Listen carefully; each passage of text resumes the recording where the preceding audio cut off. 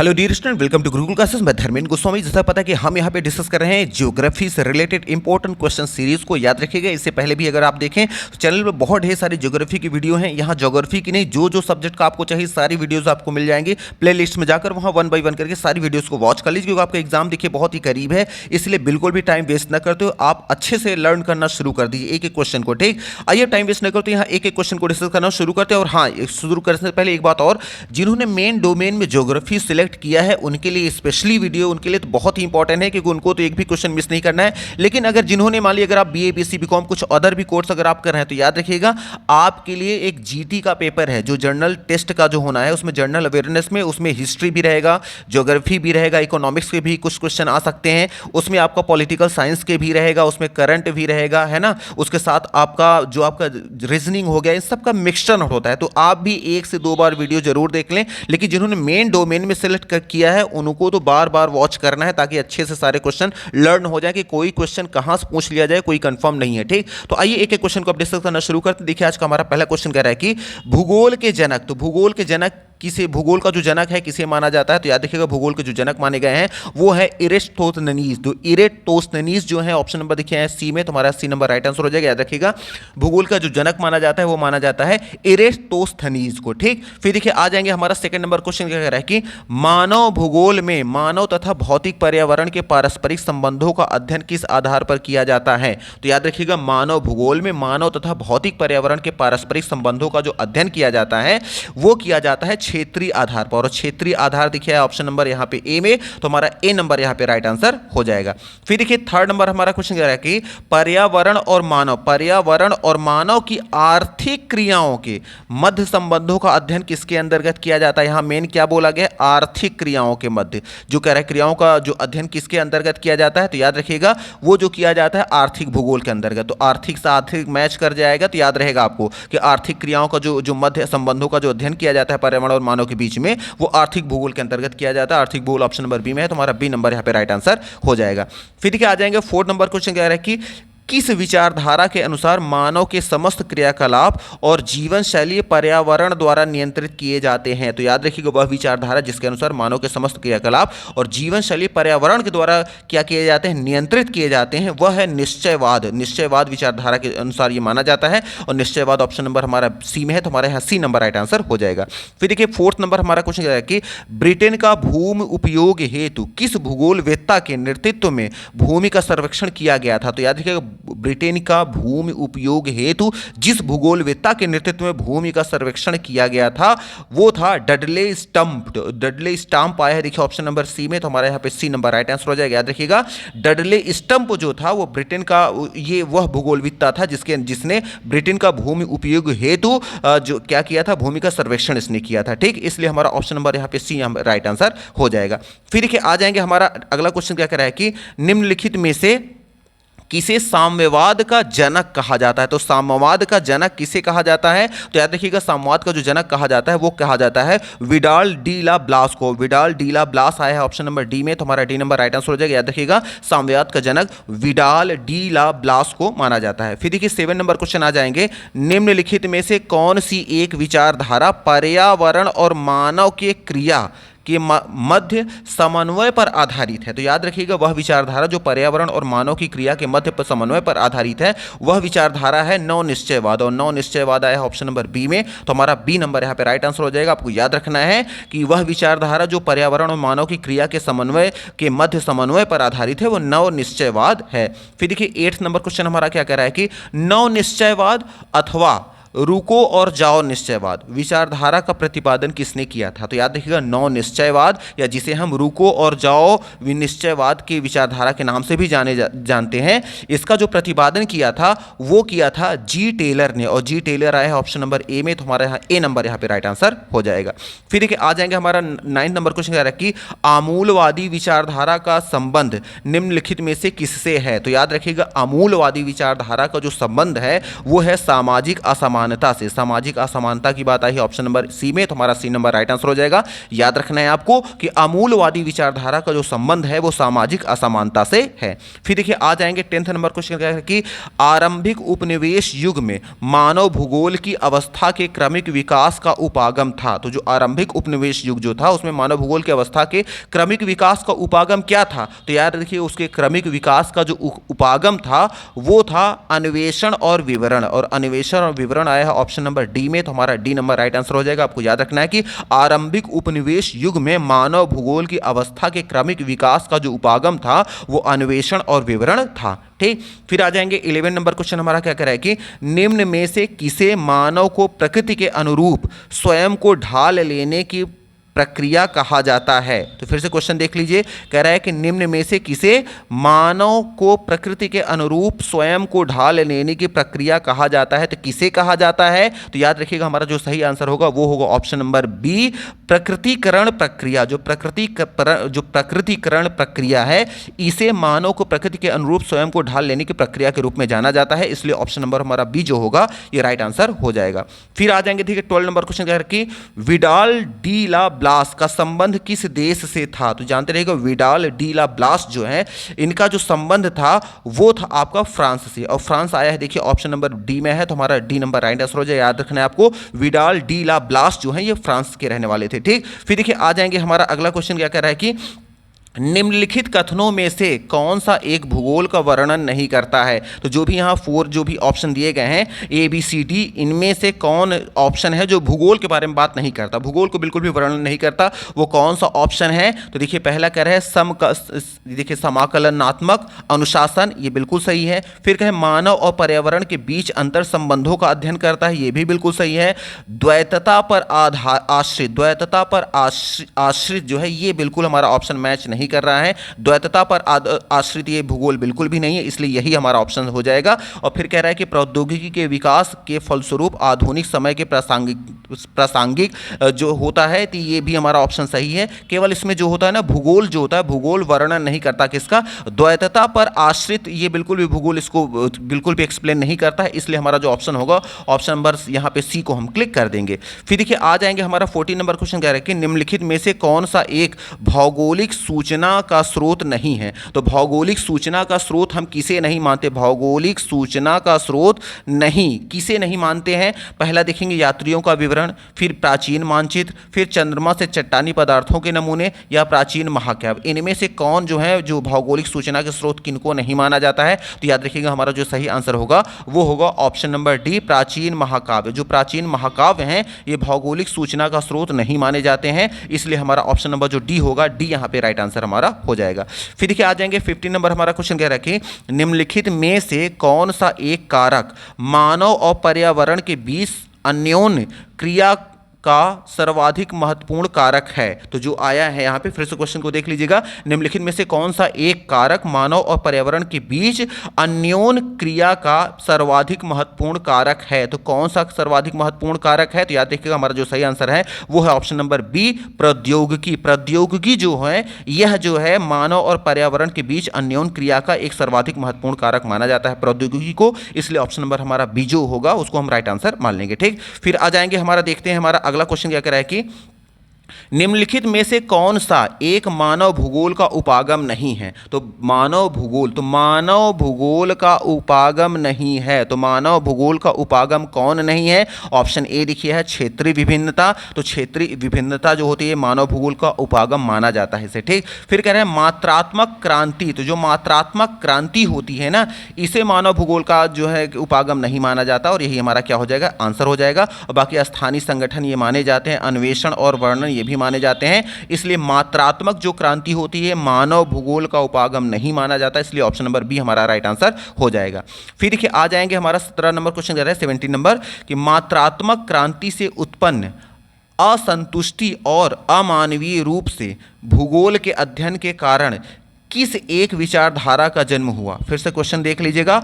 मात्रात्मक क्रांति से उत्पन्न असंतुष्टि और अमानवीय रूप से भूगोल के अध्ययन के कारण किस एक विचारधारा का जन्म हुआ? तो वह विचारधारा जिसका जन्म हुआ है वह है आपका अस्तित्ववाद। और अस्तित्ववाद दिखा है ऑप्शन, अस्तित्ववादी आया है ऑप्शन नंबर सी में, तो हमारा सी नंबर राइट आंसर हो जाएगा। याद रखना है आपको कि मात्रात्मक क्रांति से उत्पन्न असंतुष्टि और अमानवीय रूप से भूगोल के अध्ययन के कारण जिस एक विचारधारा का जन्म हुआ उसे हम कहते हैं अस्तित्ववादी।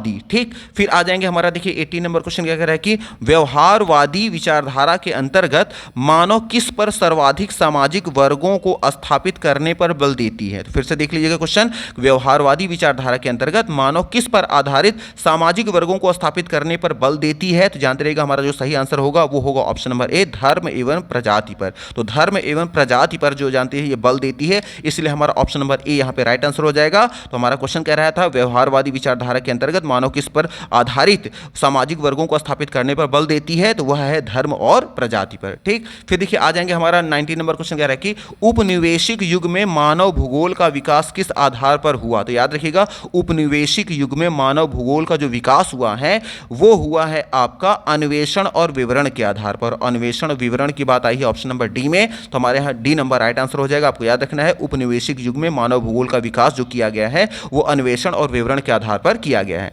फिर देखिए आ जाएंगे हमारा 20 नंबर क्वेश्चन कह रहा है कि वर्ष 1960 के दशक के अंत तक विशिष्ट मानचित्रण एवं मानवीय परिघटनाओं के लिए किसका उपयोग किया गया? फिर से क्वेश्चन देख लीजिएगा। वर्ष 1960 के दशक के अंत तक विशिष्ट मानचित्रण एवं मानवीय परिघटनाओं के लिए किसका उपयोग किया गया था? तो याद रखिए जिसका उपयोग किया गया है वो है कंप्यूटर परिष्कृत सांख्यिकी एवं भौतिक नियमों के जो सर्वेक्षण यंत्र हैं इनका प्रयोग किया गया है, इसलिए हमारा ए नंबर यहाँ पे राइट आंसर हो जाएगा। आपको याद रखना है कि वर्ष 1960 के दशक के अंत तक विशिष्ट मानचित्र एवं मानवीय परिघटनाओं के लिए जिसका उपयोग किया गया वो कंप्यूटर भी है, परिष्कृत एवं सांख्यिकी एवं भौतिक नियम सर्वेक्षण यंत्र है। ठीक, ये आपको याद रखना है। फिर देखिए आ जाएंगे हमारा 28 नंबर क्वेश्चन है कि कृषि भूगोल के अंतर्गत निम्नलिखित में से किसका अध्ययन किया जाता है? तो याद रखिएगा कृषि भूगोल के अंतर्गत जिसका अध्ययन किया जाता है वह है फसल गहनता, फसल संयोजन और शस्त्र गहनता। ठीक, तो ये सभी हमारे ऑप्शन क्या हो जाएंगे? सही हो जाएंगे, इसलिए हमारा ऑप्शन नंबर जो डी होगा, डी नंबर हमारा राइट आंसर हो जाएगा। याद रखना है आपको कृषि भूगोल के अंतर्गत निम्न में से जिसका अध्ययन किया जाता है वो फसल गहनता, फसल संयोजन, शस्त्र गहनता ये सभी है, इसलिए हमारा ऑप्शन नंबर डी यहाँ पे राइट आंसर हम मान लेंगे। फिर देखिए आ जाएंगे हमारा अगला क्वेश्चन क्या कह रहा है कि भूगोल के भूविज्ञान शाखा के अंतर्गत किसका अध्ययन संभव नहीं है? तो भूगोल के भूविज्ञान शाखा के अंतर्गत किसका अध्ययन संभव नहीं है? तो याद रखिएगा भूगोल के भूविज्ञान शाखा के अंतर्गत जिसका अध्ययन करना संभव नहीं है वो है आर्सेनिक की मात्रा का। आर्सेनिक की मात्रा का संभव नहीं है, इसलिए हम ऑप्शन नंबर डी को यहाँ पे क्लिक कर देंगे। अगर बात करें भूगोल के विज्ञान शाखा के अंतर्गत किसका अध्ययन करना संभव है, तो संभव किसका है? जल की स्थिति को भी संभव है, जल में विद्यमान रासायनिक जो है सरंप्रता का भी अध्ययन किया जा सकता है, जल स्रोतों को भी ज्ञात करना संभव है, लेकिन आर्सेनिक की मात्रा को ज्ञात करना ये संभव नहीं है, इसलिए ऑप्शन नंबर डी को यहाँ पे हम क्लिक कर देंगे। ठीक, फिर देखिए आ जाएंगे हमारा 23 नंबर क्वेश्चन कह रहा है कि सांस्कृतिक भूगोल के अंतर्गत किसे शामिल नहीं किया जाता है? तो याद रखिएगा सांस्कृतिक भूगोल के अंतर्गत जिसे शामिल नहीं किया जाता है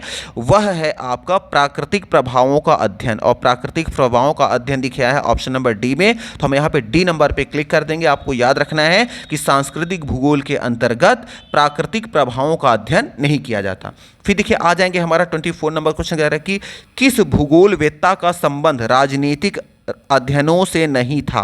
तो याद रखिएगा जिस भूगोलवेत्ता का संबंध राजनीतिक अध्ययनों से नहीं था वह भूगोलवेत्ता थे डडले स्टाम्प, और डडले स्टाम्प आए हैं ऑप्शन नंबर सी में, तो हमारे यहाँ पे सी नंबर राइट आंसर हो जाएगा। आपको याद रखना है कि वह भूगोलवेत्ता जिसका संबंध राजनीतिक अध्ययनों से नहीं था वह थे डडले स्टाम्प थे। ठीक, फिर देखिए आ जाएंगे 25 नंबर हमारा क्वेश्चन क्या कह रहा है कि निम्नलिखित में से कौन सा कथन सही नहीं है? तो कौन सा कथन सही नहीं है हमें ये देखना है। तो देखिए हमारा ऑप्शन ए है संसाधन भूगोल के अंतर्गत खनिजों के के संरक्षण का अध्ययन किया जाता है, ये बिल्कुल सही है। संसाधन भूगोल के अंतर्गत खनिजों का संरक्षण का अध्ययन किया जाता है, ये बिल्कुल सही बात है। फिर क्या है बी नंबर पे, मानव भूगोल की प्रकृति अंतर विषयक है, तो मानव भूगोल की प्रकृति अंतर विषयक है, ये हमारा सेकेंड ऑप्शन है। याद रखिएगा जो सेकेंड ऑप्शन हमारा है ये भी हमारा क्या है, बिल्कुल सही है।